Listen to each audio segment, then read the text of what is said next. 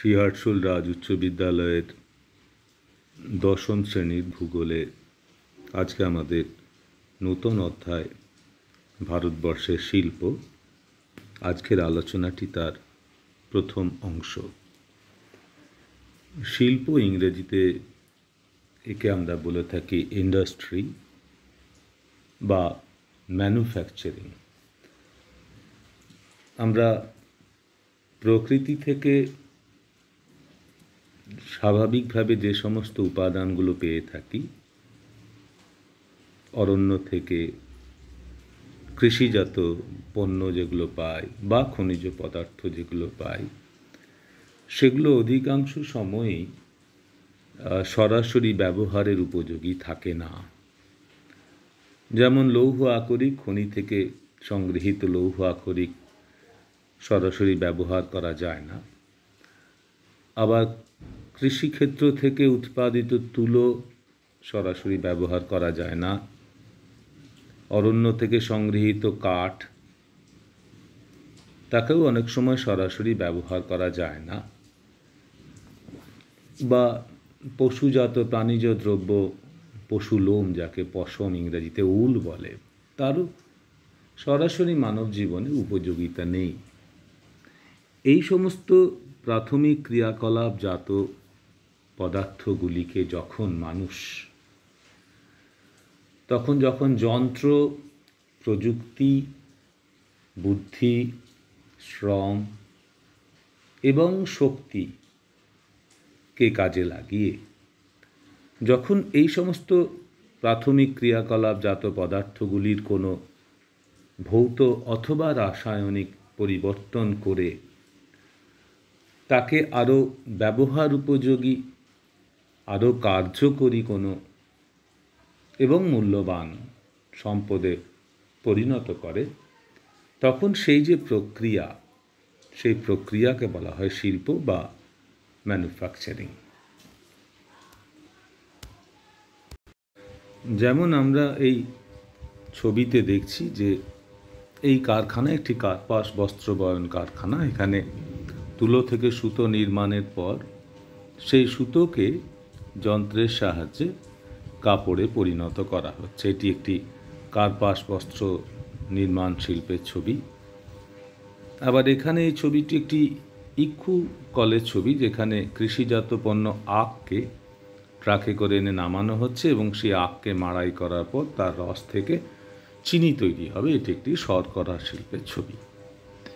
এই ছবিতে আমরা দেখছি লৌহ আকরিককে গলিয়ে যে গলিত লৌহ ইস্পাত, তাকে বিভিন্ন ছাঁচের মধ্যে ফেলে প্রয়োজনীয় ইস্পাতজাত দ্রব্যে পরিণত করা। এটি লৌহ ইস্পাত শিল্পের, এটিও আর একটি লৌহ ইস্পাত শিল্পের কারখানার ভেতরের ছবি, যেখানে এই ব্লাস্ট ফার্নেসের মধ্যে ধাতুটিকে গলিয়ে তারপর প্রয়োজন মতন তাকে বিভিন্ন রূপ দেওয়া হয়ে থাকে।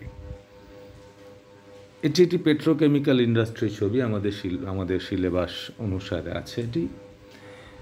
এখানে পেট্রোলিয়াম, যে অপরিশোধিত তৈল থেকে যে পেট্রোলিয়াম উৎপাদিত হয়, সেই পেট্রোলিয়াম উৎপাদনের পর উপজাত দ্রব্য হিসাবে naphtha, propane, pentane, butane, hexane, octane ইত্যাদি অসংখ্য প্রজাতির হাইড্রোকার্বন পাওয়া যায়। এগুলিকে উপজাত দ্রব্য বলে। এই উপজাত দ্রব্যগুলিকে যে কারখানায় আরও ব্যবহার উপযোগী plastic, rubber, nylon, polyester, PVC ইত্যাদি প্রয়োজনীয় দ্রব্যে পরিণত করা হয়, সেটি পেট্রোকেমিক্যাল বা পেট্রোরসায়ন শিল্প।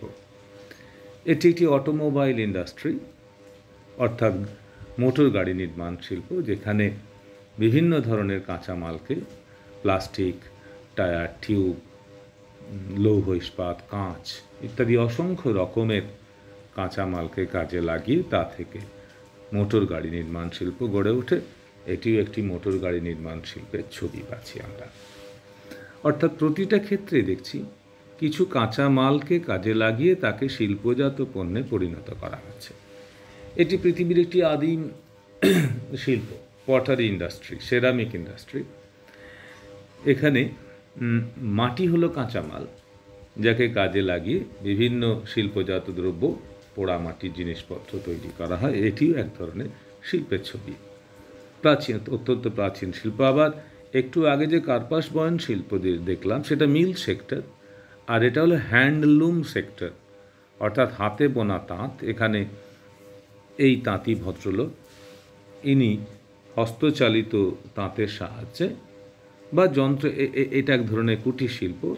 এখানে দেখেই পাওয়া যাচ্ছে যে এখানে শাড়ি বোনা হচ্ছে কার্পাস বয়ন শিল্পে।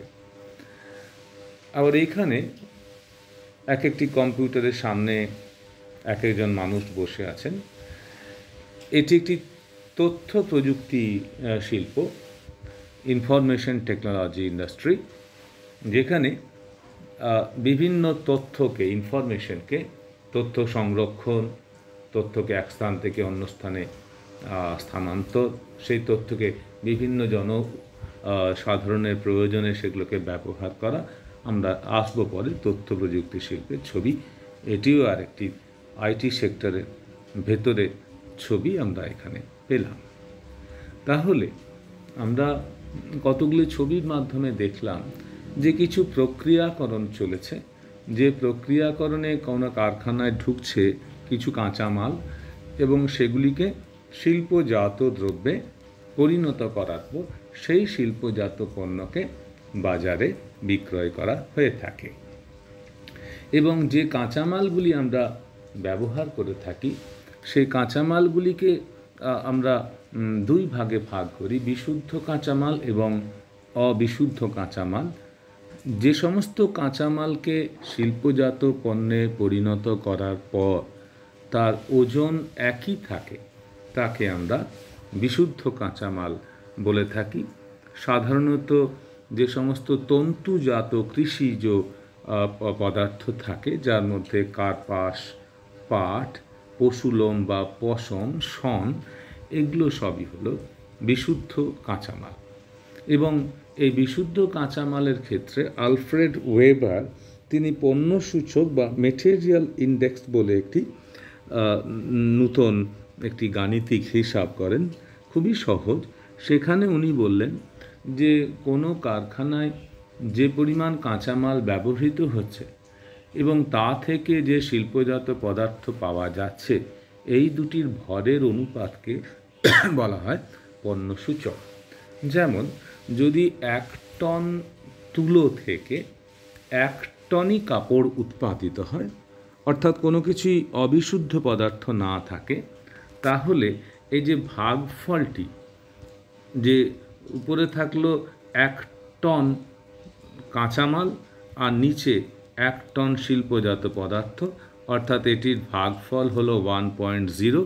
যদি পণ্য সূচকের মান 1.0 হয় তাহলে তাকে বলা হয় বিশুদ্ধ কাঁচামাল বা পিওর র মেটেরিয়াল, যার উদাহরণ একটু আগে বললাম।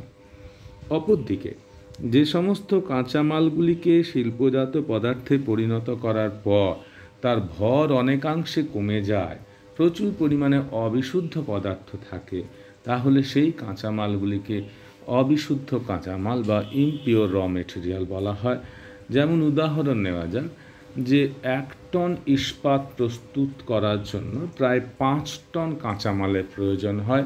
চুনাপাথর, ডলোমাইট, কয়লা, লৌহ আকরিক, আরও অন্যান্য ম্যাঙ্গানিজ, এই সমস্ত পদার্থগুলো মোট যোগফল 5 টন।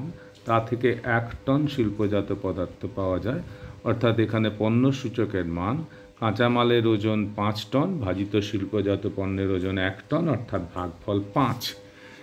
যদি কোনো কাঁচামাল অবিশুদ্ধ প্রকৃতির হয় তাহলে তার এই পণ্য সূচকের মান 1-এর বেশি হয়, এবং 1-এর যত বেশি সেটি তত অবিশুদ্ধ।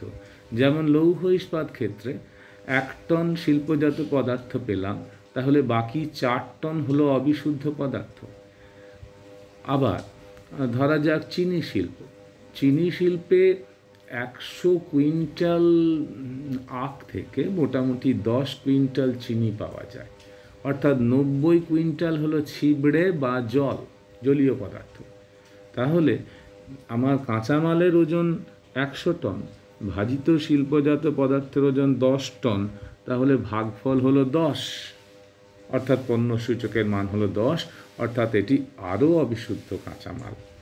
এইভাবে যে কাঁচামাল যত অবিশুদ্ধ হয় তার পণ্য সূচকের মান তত বেশি হয়।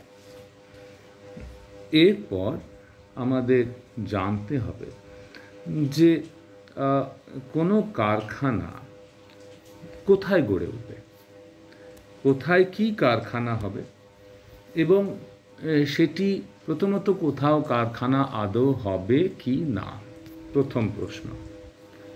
দ্বিতীয় প্রশ্ন, সেখানে যদি কারখানা হয় তাহলে কি ধরনের কারখানা সেখানে গড়ে উঠবে। অর্থাৎ আমাদের এই মুহূর্তের আলোচনার বিষয় শিল্প স্থাপনের কারণগুলি কি, ভৌগোলিক কারণ, ফ্যাক্টরস অফ ইন্ডাস্ট্রিয়াল লোকেশন, তার কিছু প্রাকৃতিক এবং কিছু আর্থসামাজিক কারণ আমরা আলোচনায় আসছি। প্রথম যে কারণটি সেটি হলো অবস্থান, জায়গাটা, যে জায়গায় কারখানা গড়ে তোলার কথা ভাবছি সেটি কোথায় অবস্থিত। যেমন পৃথিবীর যে হিমমণ্ডল, তুন্দ্রামণ্ডল, অত্যন্ত শীতল যে অঞ্চল বা উষ্ণ মরু অঞ্চল, এই অঞ্চলগুলি শিল্প স্থাপনের পক্ষে মোটেও উপযোগী নয়। অপরদিকে নাতিশীতোষ্ণ জলবায়ু, যেটি ইউরোপ বা উত্তর আমেরিকার পরিবেশ, যেখানে মানুষের কর্মক্ষমতা অনেক বেশি, সেই নাতিশীতোষ্ণ জলবায়ু শিল্প স্থাপনের অনুকূল। আবার উষ্ণমণ্ডল বেশ কিছু শিল্পের জন্য অনুকূল। ইক্ষু শিল্প, রাবার শিল্প, এই শিল্পগুলি উষ্ণমণ্ডলে জলবায়ুতেই ভালো গড়ে ওঠে, কারণ ইক্ষু বা রাবার বাগিচা উষ্ণ আর্দ্র জলবায়ুতেই হয়ে থাকে। এছাড়া সমুদ্রগত অবস্থান, যদি অঞ্চলটি মহাদেশের ভেতরে হয়, যেমন নেপাল বা ভুটান, যার কোনো সমুদ্র উপকূল নেই, তার বৈদেশিক বাণিজ্য আমদানি রপ্তানি করা অসুবিধাজনক, তাকে অন্য প্রতিবেশী দেশের উপর নির্ভর করতে হয়। যেমন ভারতের উপর নির্ভর করতে হয় নেপাল বা ভুটানকে তার বৈদেশিক বাণিজ্যের জন্য, কারণ এই দুটি দেশের কোনো নিজস্ব বন্দর নেই।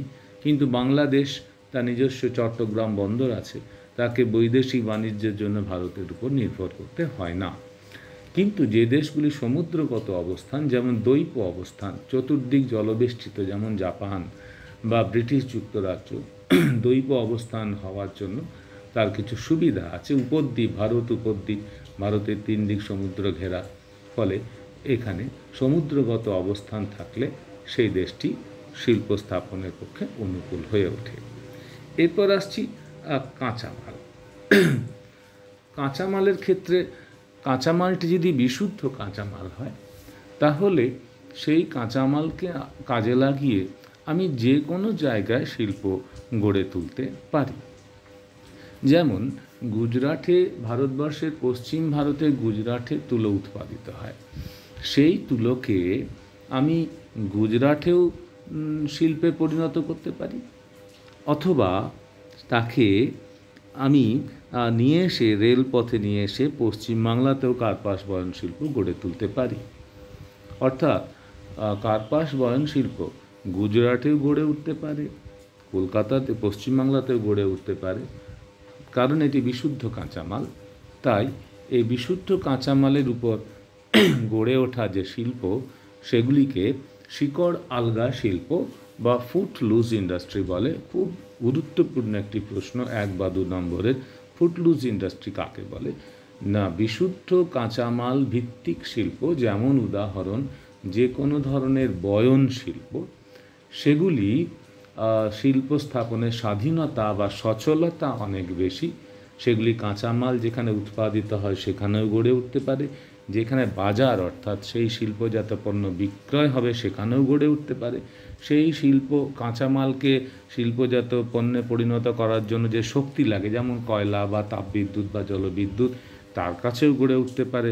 তার জন্য যদি প্রয়োজনীয় জল লাগে, জলের কাছে গড়ে উঠতে পারে। যেখানে শ্রমিক পাওয়া যায় সেখানেও গড়ে উঠতে পারে। অর্থাৎ যে কোনো জায়গায় এই বিশুদ্ধ কাঁচামাল ভিত্তিক কারখানা গড়ে উঠতে পারে বলে এই শিল্পকে আমরা ফুট লুজ ইন্ডাস্ট্রি বলে থাকি। অপরদিকে অশুদ্ধ অবিশুদ্ধ কাঁচামাল ভিত্তিক শিল্প, যেমন লৌহ ইস্পাত শিল্প, তার পণ্য সূচকের মান আলোচনা করলাম 5। সেই সমস্ত শিল্পগুলি গড়ে ওঠে কাঁচামালের কাছে, বাজারের কাছে নয়। কারণ বাজারের কাছে যদি আমি কারখানা গড়ে তুলতে চাই, তাহলে অবিশুদ্ধ পদার্থ সমেত কাঁচামালকে নিয়ে আসতে হবে, ফলে পরিবহন ব্যয় অনেক বেশি লাগে। সেজন্য ভারতবর্ষের লৌহ ইস্পাত শিল্প মূলত সেখানেই গড়ে উঠেছে যেখানে এর প্রয়োজনীয় খনিজ কাঁচামালগুলি, অর্থাৎ লৌহ আকরিক বা কয়লা বা চুনাপাথর, ডলোমাইট, ম্যাঙ্গানিজ ইত্যাদি পাওয়া যায়, এই অঞ্চলেই গড়ে ওঠে। তাই ভারতবর্ষের খনিজ সম্পদে সমৃদ্ধ ছোটনাগপুর মালভূমি বা পূর্ব ভারতের এই মালভূমি অঞ্চল, এই অঞ্চলে লৌহ ইস্পাত শিল্পের বিকাশ ঘটেছে। কিন্তু উত্তর ভারতে বা উত্তর পশ্চিম ভারতে বা পশ্চিম ভারতে লৌহ ইস্পাত শিল্পের কোনো বিকাশ ঘটেনি, কারণ অবিশুদ্ধ কাঁচামাল ভিত্তিক শিল্পগুলি কাঁচামালের কাছেই গড়ে ওঠে। অপরদিকে বিশুদ্ধ কাঁচামালের উপর ভিত্তি করে যে কার্পাস বয়ন শিল্প, তা সমগ্র ভারতবর্ষেই গড়ে উঠেছে, অথচ ভারতবর্ষের অধিকাংশ তুলো পশ্চিম ভারতে উৎপাদিত হয়। এরপর আমরা কাঁচামালের পর এখানে জলের ভূমিকার কথায় আসি। যে কোনো কারখানা স্থাপনের জন্য যে জল প্রয়োজন তা কিন্তু নয়। যেমন তথ্য প্রযুক্তি নির্মাণ শিল্পে জলের তেমন প্রয়োজন নেই, কিন্তু ইস্পাত শিল্পে কাঁচামালের মালিন্য দূর করার কাজে এবং বাতচুল্লি ঠান্ডা করার কাজে, সুতি বয়ন শিল্পে বস্ত্র ব্লিচিং ও ডাইং করার কাজে জলের প্রয়োজন হয়। সেই জন্য এই সমস্ত কারখানাগুলি নদী বা হ্রদের নিকটে গড়ে ওঠে। রাসায়নিক শিল্পে প্রচুর জল প্রয়োজন হয়। এই জন্য দুর্গাপুর দামোদর নদীর তীরে, চিকাগো শিল্পকেন্দ্র মিচিগান হ্রদের তীরে গড়ে উঠেছে। শিল্প স্থাপনের আরেক গুরুত্বপূর্ণ নিয়ন্ত্রক হলো জলবায়ু। যেমন জলবায়ু দ্বারা নিয়ন্ত্রিত হয় অরণ্য, মানে স্বাভাবিক উদ্ভিদের প্রকৃতি, বা জলবায়ু দ্বারা নিয়ন্ত্রিত হয় কৃষিকাজের প্রকৃতি। এই জন্য দেখা যাচ্ছে যে শীতল নাতিশীতোষ্ণ জলবায়ুতে সরলবর্গীয় অরণ্যের উপর ভিত্তি করে কাগজ শিল্পের বিকাশ ঘটেছে। আবার উষ্ণ আর্দ্র ক্রান্তীয় জলবায়ুতে আমরা ইক্ষু শিল্প বিকাশ ঘটতে দেখি বা চা শিল্পের বিকাশ ঘটতে দেখি। আবার উষ্ণ জলবায়ুতে এয়ার কন্ডিশনার, রেফ্রিজারেটর শিল্প গড়ে ওঠে। আর্দ্র জলবায়ুতে সুতি বস্ত্র বয়ন শিল্প গড়ে ওঠে, যেমন মুম্বাই বা আহমেদাবাদ। আবার শুষ্ক জলবায়ুতে ময়দা শিল্প গড়ে ওঠে বা সূক্ষ্ম বৈদ্যুতিক যন্ত্রপাতি নির্মাণ শিল্প গড়ে ওঠে। এগুলোতে জলবায়ুর বিভিন্ন প্রভাব আমরা শিল্প স্থাপনে দেখতে পাচ্ছি। ভূমধ্যসাগরীয় জলবায়ু অঞ্চলে প্রচুর ফল উৎপাদিত হয় বলে সেই অঞ্চলে সুরা নির্মাণ শিল্প গড়ে ওঠে।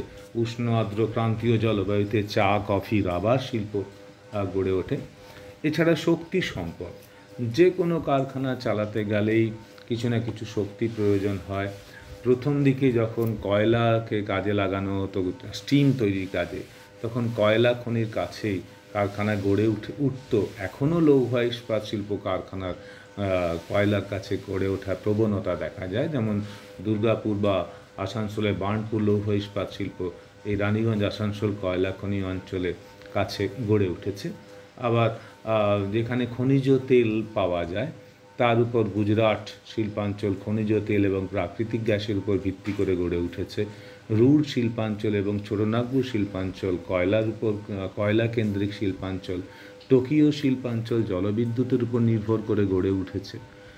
এইভাবে বিভিন্ন ধরনের শক্তি সম্পদের নৈকট্যকেও আমরা শিল্প স্থাপনে গুরুত্বপূর্ণ নিয়ন্ত্রক হিসাবে ধরে নিতে পারি। এগুলি গেল শিল্প স্থাপনের বিভিন্ন প্রাকৃতিক নিয়ন্ত্রকগুলির কথা। আমরা নেক্সট ক্লাসে আসছি শিল্প স্থাপনের অর্থনৈতিক বা মানবিক কারণগুলি কী কী।